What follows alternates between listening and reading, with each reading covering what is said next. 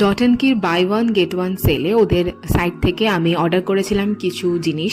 যেহেতু আমার খুব সেন্সিটিভ স্কিন, তাই ওদের যে সেন্সিটিভ স্কিনের রেঞ্জটা সেটাই আমি অর্ডার করেছিলাম।